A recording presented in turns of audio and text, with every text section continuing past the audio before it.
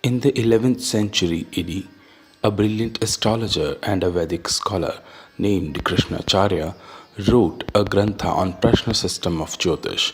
The book was titled as Krishneeyam.